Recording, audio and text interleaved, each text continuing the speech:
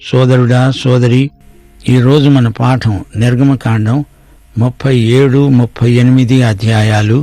సావధానంగా వినండి. 37వ అధ్యాయంలో గుడారం యొక్క వివిధ భాగాలు మనకు జ్ఞాపకం చేయబడుతున్నాయి. ఇంతకు ముందు ఒకసారి ఈ విషయాలన్నీ మనం విన్నాము. గుడారములోని ప్రతి వస్తువు మనకు ఎన్నెన్నో ఆధ్యాత్మిక సత్యాలను బోధిస్తుంది. చెప్పిందే మళ్ళీ ఎందుకు చెప్తారు అంటారా? బైబిల్ సత్యాలకు పునరుక్తి దోషమంటూ లేదు. జాగ్రత్తగా వినండి. బెసలేలు తుమ్మకర్రతో ఆ మందసాన్ని చేశాడు. దాని పొడవు 2.5 మూరలు, దాని వెడల్పు 3.5, దాని ఎత్తు కూడా 3.5. లోపల వెలుపల దానికి మేలిమి బంగారు రేకు పొదిగించి దానికి చుట్టూ బంగారు జవను చేశాడు. దానికి 4 బంగారు ఉంగరాలను పోతపోసి ఒక ప్రక్కన 2 ఉంగరాలు, ఎదటి ప్రక్కన 2 ఉంగరాలు ఉండేటట్లు దాని 4 కాళ్లకు వాటిని తగిలించాడు.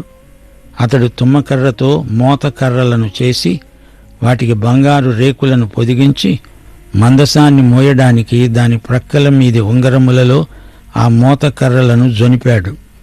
అతడు మేలిమి బంగారుతో కరుణాపీఠాన్ని చేశాడు. దాని పొడవు 2.5 మూరలు, దాని వెడల్పు 1.5 మూర. అతడు 2 బంగారు కెరూబులను చేశాడు. కరుణాపీఠము యొక్క 2 కొనలను వాటిని నగిషీ పనిగా చేశాడు.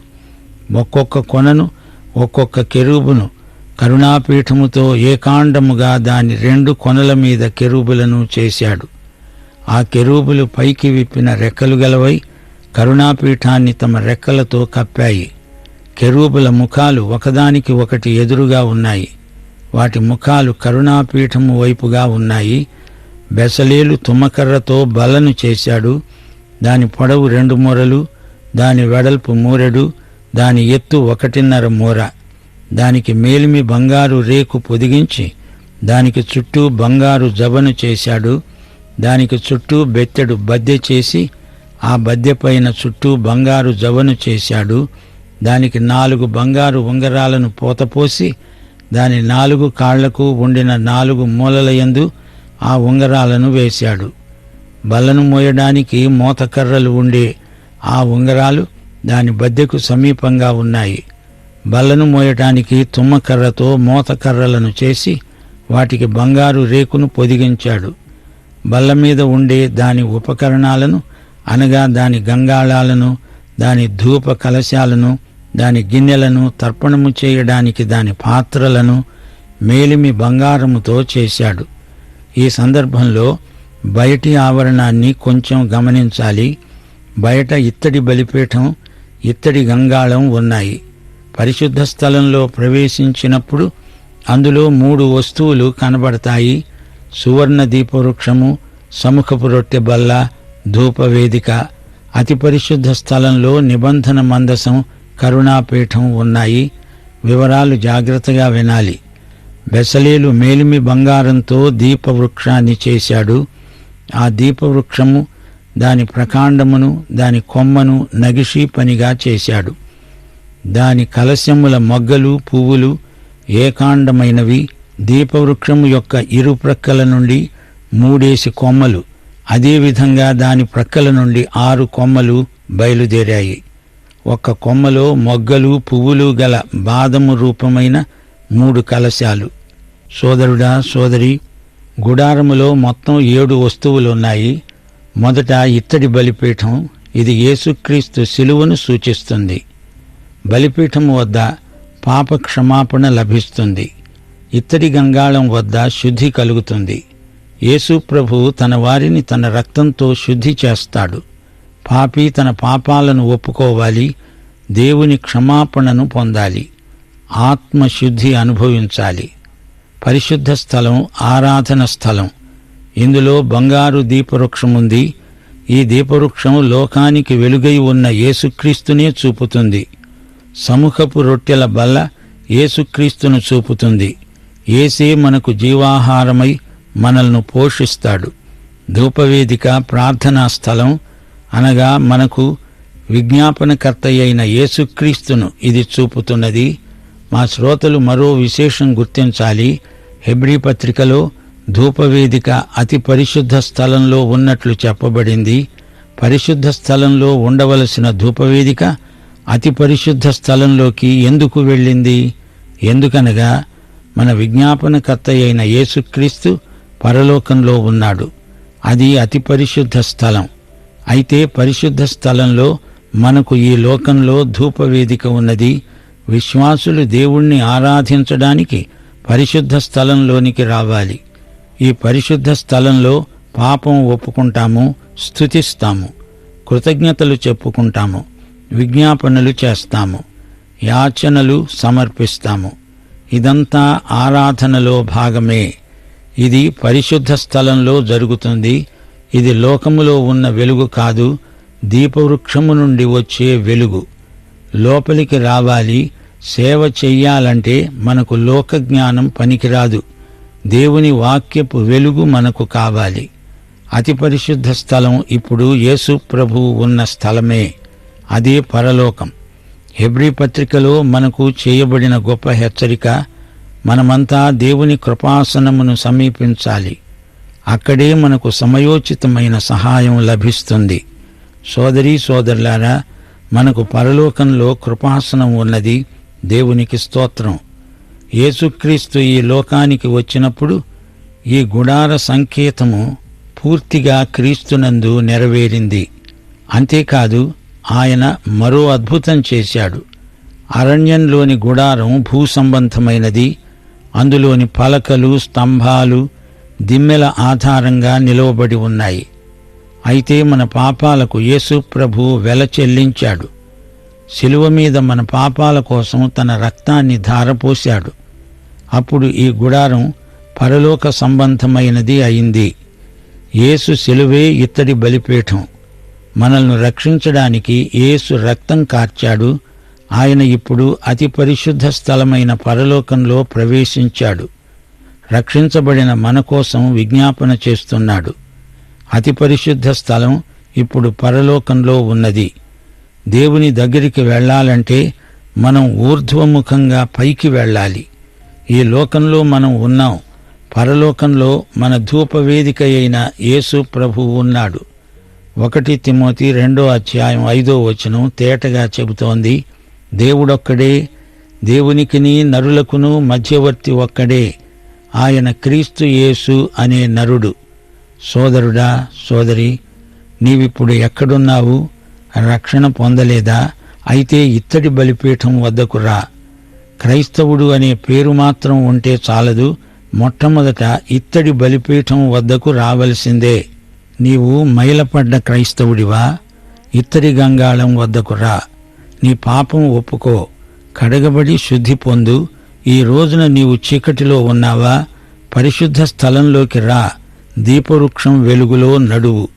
నీ ఆధ్యాత్మిక జీవితం ఎలా ఉన్నది? ఇప్పుడే ఆత్మ పరీక్ష చేసుకోవలసిందిగా నీకు మనవి చేస్తున్నాము.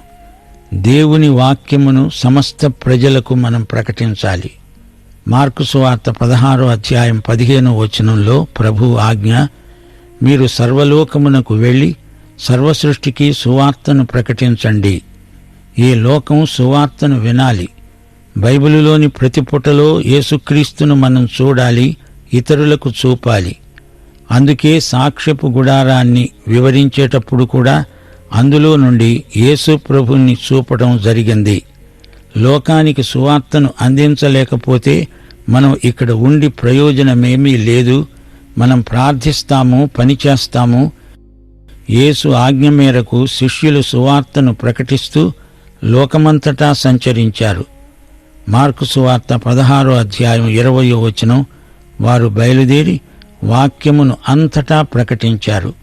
దేవుని వాక్యాన్ని ప్రకటిస్తే దేవుడు వారికి సహకారుడై ఉంటాడు. సూచక క్రియల వలన వాక్యాన్ని స్థిరపరుస్తాడు కూడా. అయితే మనం వాక్యం ప్రకటించాలి. మనము ఒప్పుకొన్న దానిని ప్రజలకు చెప్పాలి. విశ్వాసము గలవారు దాన్ని ప్రకటించాలి. ప్రేమలాగే విశ్వాసం కూడా ఆధ్యాత్మికమైనది, హృదయ సంబంధమైనది. క్రియారూపంలో చూపకుండా ప్రేమను ఎలా వ్యక్తం చేయగలం? దేవుని వాక్యములోని క్రీస్తును, అనగా లేఖనములలోని క్రీస్తును మనం ప్రకటించాలి. సోదరీ సోదరులారా, నిర్గమకాండం 38వ అధ్యాయంలో గుడారము విషయమే ఇంకా కొనసాగుతుంది. నిర్గమకాండం 25వ అధ్యాయం మొదలుకొని సాక్ష్యపు గుడారం వివరాలు ఎన్నెన్నో చెప్పబడినవి. ఇప్పుడు బెసలేలు అతని సహాయకులు కలిసి గుడారాన్ని నిర్మిస్తున్నారు. 38వ అధ్యాయానికి వచ్చేటప్పటికి గుడార నిర్మాణము పూర్తి కావచ్చింది. ఈ అధ్యాయంలో గుడారం బయటి ఆవరణం వర్ణించబడింది. మేఘస్తంభం నడిపించినట్లు వారు నడిచారు. యాజకులు మందసాన్ని మోసుకుంటూ ముందు నడిచారు. మేఘస్తంభం ఆగినప్పుడు వారు ఆగారు. ఆగిన చోట గుడారం వేశారు. వస్తువులను వాటి వాటి స్థానంలో నిలిపారు. పలకలను నిలువబెట్టారు. నారతో పేనిన తెరలు, పొట్టేళ్ల చర్మం, వివిధమైన రంగులు, సముద్రవత్సల చర్మం, ఇవన్నీ వేటి స్థానంలో అవి అమర్చబడతాయి. ఈ గుడారము యొక్క సౌందర్యాన్ని లోపలి నుండే చూడాలి. ప్రతి వస్తువు ఆరాధనను గురించి, స్తుతి స్తోత్రములను గురించి, దేవుని ఆశీర్వాదములను గురించి మనకు ఎన్నెన్నో పాఠాలు నేర్పుతుంది. బయటి ఆవరణం, దాని చుట్టూరా ప్రహరీ, నారతో నేయబడిన తెరలతో ఏర్పరచబడింది. బయటి ఆవరణంలో ఇత్తడి బలిపీఠం, గంగాళం ఉన్నాయి. అతడు ఆవరణం తయారు చేశాడు. కుడివైపున అనగా దక్షిణ దిక్కున 100 మూరల పొడవు గలవి, పేనిన సన్ననారవి అయిన తెరలున్నాయి. వాటి స్తంభాలు 20, వాటి ఇత్తడి దిమ్మెలు 20. ఆ స్తంభముల వంకులు, వాటి పెండె బద్దలు వెండివి. ఉత్తర దిక్కున ఉన్న తెరలు 100 మూరలు, వాటి స్తంభాలు 20, వాటి ఇత్తడి దిమ్మెలు 20. ఆ స్తంభముల వంకులు, వాటి పెండె బద్దలు వెండివి. పేనిన సన్న నార తెరలు యేసుక్రీస్తు యొక్క మానవతను సూచిస్తాయి. ఈ తెరలు మానవుణ్ణి దేవుణ్ణి వేరు చేస్తాయి. సోదరీ సోదరులారా, యేసుక్రీస్తు యొక్క రక్తం చిందించకుండా మానవునికి పాపక్షమాపణ కలగదు. సన్నని నార తెర యేసు మానవత్వమే. అయితే యేసు చనిపోకపోతే యేసు జీవిత చరిత్ర మాత్రమే మనలను రక్షించలేదు. పైగా అది మనకు తీర్పు తీరుస్తుంది.